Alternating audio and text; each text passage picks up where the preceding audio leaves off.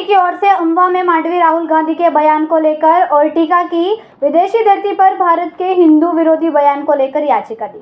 सूरत जिले के मांडवी कस्बे में जिला भाजपा और नगर और तालुका भाजपा पद अधिकारी और कार्यकर्ता राहुल गांधी के खिलाफ प्रदर्शन किया गया, जिसमें अमेरिका के अंदर राहुल गांधी ने SC ST और OBC के खिलाफ आरक्षण निकालने की बात की है। उसके विरोध में भाजपा के तमाम पदाधिकारी और कार्यकर्ताओं ने मांडवी मामलतदार कचहरी में आकर आवेदन दिया, जिसमें लोकसभा के दंडक धवल भाई पटेल, जिला भाजपा के आद्य भारत भाई महासचिव जिगर भाई और राजेश भाई, नगर भाजपा के अध्यक्ष नितिन भाई शुक्ला, महानगर महासचिव स्नेहल भाई मोटेरा, रितेश भाई रावल और तालुका संगठन के अध्यक्ष दिनेश भाई पटेल, तालुका के महासचिव, विविध मोर्चे के पदाधिकारी और कार्यकर्ताओं ने मामलतदार कचहरी में आवेदन दिया।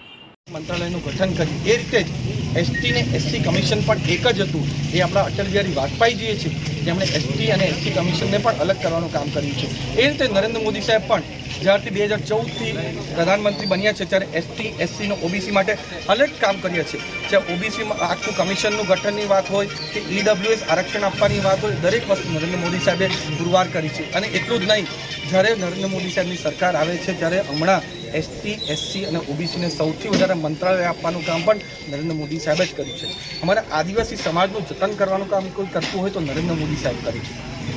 અમારી આદિવાસી સમાજની સંસ્કૃતિ જળવાઈ રહી અને અમારા આદિવાસી જે ક્રાંતિવીર યોદ્ધા જેમણે પહેલાં મુગલો ખિલાફ લડ્યા અને પછી અંગ્રેજો ખિલાફ લડ્યા, એમાં માટે પણ એવા બધા પુરુષો માટે પૂરા ભારત દેશમાં 10 જેટલા ટ્રાઇબલ મ્યુઝિયમ પણ ખોલ્યા છે, જ્યાં અમારો ટ્રાઇબલ, અમારો આર્ટ, કલ્ચર અને આ જેટલા ક્રાંતિવીર છે એને પ્રમોટ કરવાનું કામ અમારા નરેન્દ્ર મોદી સાહેબ કરી રહ્યા છે। એ રીતે જ અમારા ભગવાન બિરસા મુંડા, જે અમારા ટ્રાઇબલ સમાજના સૌથી મોટા આઇકોન છે, એની જન્મ જયંતિ 15મી નવેમ્બરે જન્મ આદિવાસી ગૌરવ દિવસ તરીકે ડિક્લેર કર્યો છે 2021માં। અને એટલું જ નહીં, જ્યારે 2025માં ભગવાન બિરસા મુંડાજીની 150મી જન્મ જયંતિનું વર્ષ છે, ત્યારે પૂરું વર્ષ આદિવાસી ગૌરવ દિવસ તરીકે ડિક્લેર કરવાનું કામ પણ આપણે નરેન્દ્ર મોદી સાહેબ કર્યું છે।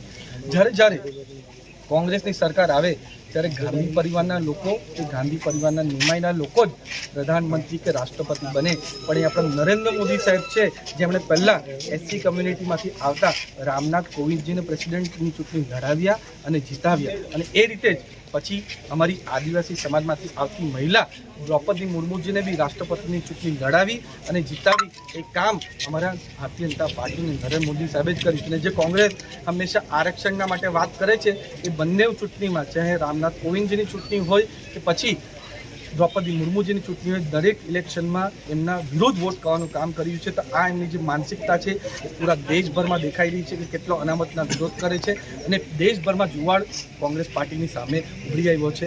આજે અમે મામલતદારમાં આવેદનપત્ર આપ્યું છે અને હમણાં અમારો પ્રોગ્રામ થવાનો છે, જ્યાં આખું જે કોંગ્રેસ દંભી રાજનીતિ આઝાદીથી કરે છે એના વિશે હું વિશેષ સંવાદદાતા પિનાકીન કાપડિયા, BHP ન્યૂઝ, માંડવી।